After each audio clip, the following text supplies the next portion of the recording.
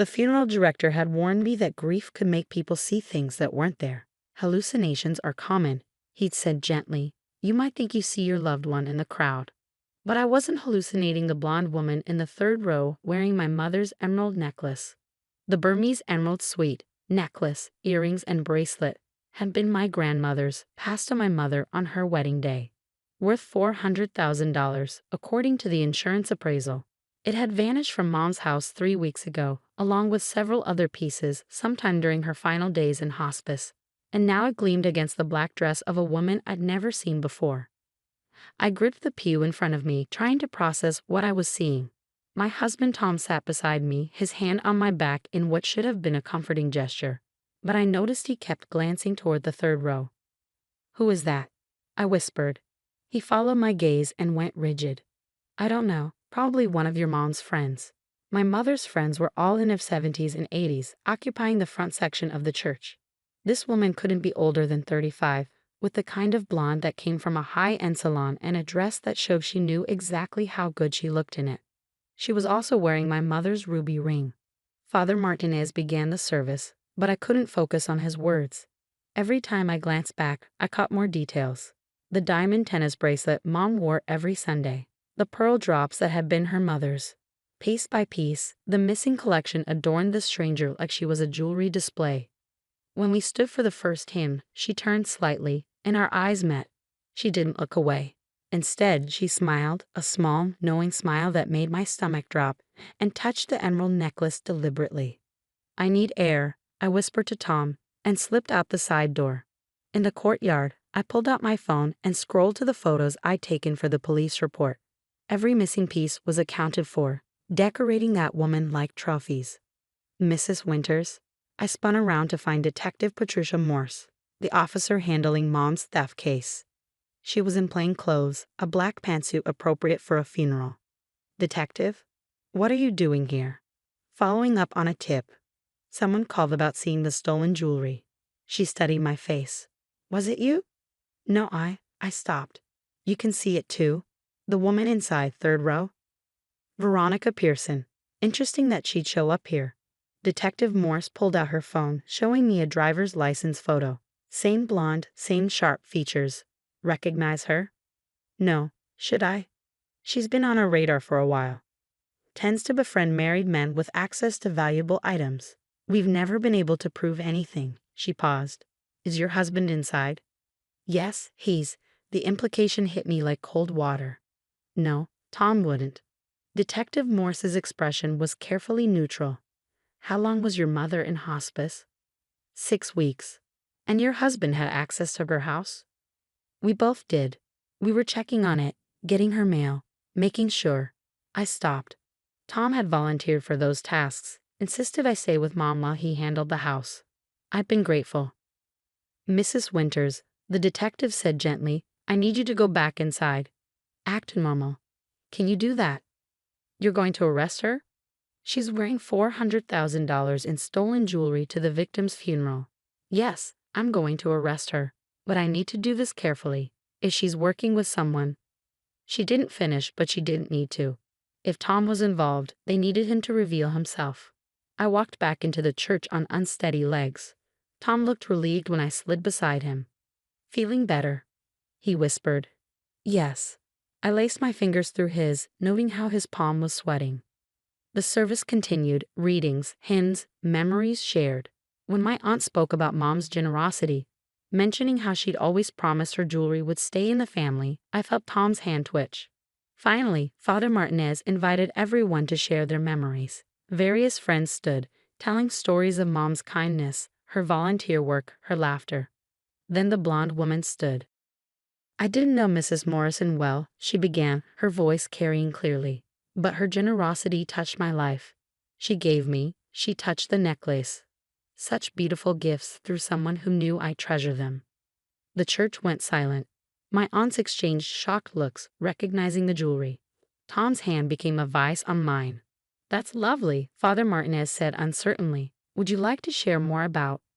"Actually," Detective Morse stood from the back row. "I'd like to speak with you, Miss Pearson." "Outside." Veronica's composure cracked slightly. "I'm attending a funeral." and wearing stolen property. We can do this quietly, or I can arrest you in front of everyone. Your choice. These were gifts. Veronica's voice rose. I have proof. Perfect. You can show me outside. But Veronica wasn't moving. Instead, she turned to look directly at Tom. Tell them, baby. Tell them you gave these to me. Every head of the church swiveled toward us. Tom released my hand, his face cycling through expressions: panic, calculation, resignation. Tom, my voice sounded strange, distant. He stood slowly. Julia, I can explain. Explain? I laughed, sharp and bitter. Explain how my mother's jewelry ended up on your mistress. It wasn't like that. Your mom was dying, she didn't need. My dying mother didn't need her family heirlooms? My voice rose. So you stole them for your girlfriend? Fiancé, Veronica corrected, holding up her left hand.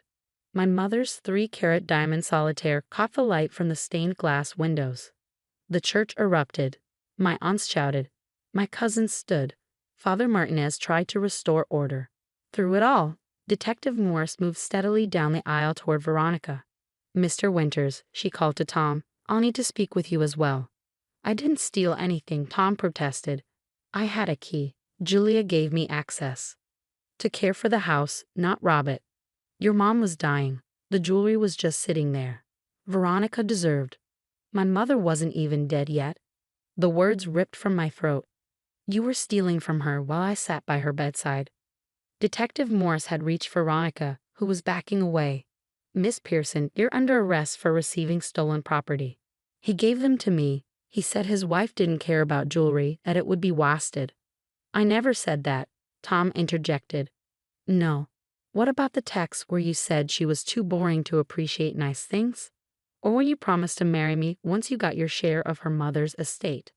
I sank into the pew. Around me, my family closed ranks, hands on my shoulders, voices offering support. But I could only stare at Tom, the stranger wearing my husband's face. How long? I asked quietly. He couldn't meet my eyes. Julia. How long? 2 years. 2 years. I thought about all the times he'd worked late, traveled for business, been too tired for dinner. All the times he'd volunteered to check on Mom's house alone. Detective Morse had cuffed Veronica, who was now crying, mascara running. This isn't fair, he promised. He said once the old lady died. Shut up, Tom snapped. The old lady? My Aunt Margaret, Mom's sister, stood. That old lady was a saint who welcomed you into our family, Tom. She defended you when we said you weren't good enough for Julia. And this is how you repay her, Uncle Robert added, stealing from her deathbed. I want a lawyer, Veronica announced. Good idea, Detective Morse said. Mr. Winters, I need you to come with me as well. Am I under arrest? Not yet. But we need to discuss your involvement in the theft. Tom looked at me desperately. Julia, please, I made a mistake. We can work through this. Work through this? I stood, finally finding my strength. You stole my dying mother's jewelry to give to your mistress. Fiancé. Who wore it to her funeral. There's nothing to work through. As Detective Morse let them out, Veronica still protesting about gifts and promises, the church slowly settled. My mother's picture smiled from the front, and I wondered if somewhere she was laughing at the absolute soap opera her funeral had become. Well, Aunt Margaret said finally, your mother always said Tom was too smooth. Guess she was right even at the end. Father Martinez cleared his throat. Perhaps we should continue with the service. We did, somehow. My cousin read a poem. My uncle shared stories. We sang Mom's favorite hymn. And through it all, I felt strangely calm. The worst had already happened. Tom's betrayal, the theft, the humiliation. It was all in the open now. After the service in the reception hall, Detective Morse found me. We've recovered all the jewelry, she said. Miss Pearson was very cooperative once she realized your husband had lied about owning the pieces. What happens now? They'll both be charged. Theft, receiving stolen property, conspiracy. Your husband admitted to taking the jewelry but claims it was a loan. A loan from a woman in hospice. Yes, his story needs work. She paused. I'm sorry this happened at your mother's funeral. Actually, I said, surprising myself, I think Mom would have loved it. She always enjoyed a good drama, and she never liked Tom. This was like her final review. That evening, after the guests had gone and the flowers had been distributed, I sat in Mom's empty house with the recovered jewelry spread before me. Each piece had a story, a history. The emerald suite alone had survived 3 generations. Tom had seen only their monetary value, but Mom had seen their true worth, connections to the women who'd worn them before, promises of the women who'd wear them after. My phone had over 50 messages from Tom. I deleted them unread and called a divorce attorney instead. My husband stole from my dying mother to impress his mistress, I told him. That's a new one, he said. But helpful for the divorce. When can you come in? I fingered the emerald necklace, thinking of Mom's last coherent words to me. Don't let anyone dim your sparkle, sweetheart. Tomorrow, I said. I have a funeral to finish today. Later, I learned the full story. Tom and Veronica had met at a conference 2 years ago. He promised to leave me after things settled down. First after his promotion, then after the holidays, then after Mom got sick. He'd been stealing from Mom's house for months, small pieces at first, things he thought I wouldn't notice. Veronica, for her part, genuinely believed Tom was rich and generous. She'd been posting photos of gifts from my love on Instagram, which is how Detective Morse had been alerted. A sharp-eyed follower recognized the distinctive emerald suite from a magazine feature about estate jewelry. The trial was swift. Tom pled guilty to avoid a harsher sentence, got 2 years probation and had to pay restitution. Veronica got community service and had to return everything. Their relationship didn't survive the first court appearance. Tom's last email to me before I blocked him everywhere was a masterpiece of self-pity.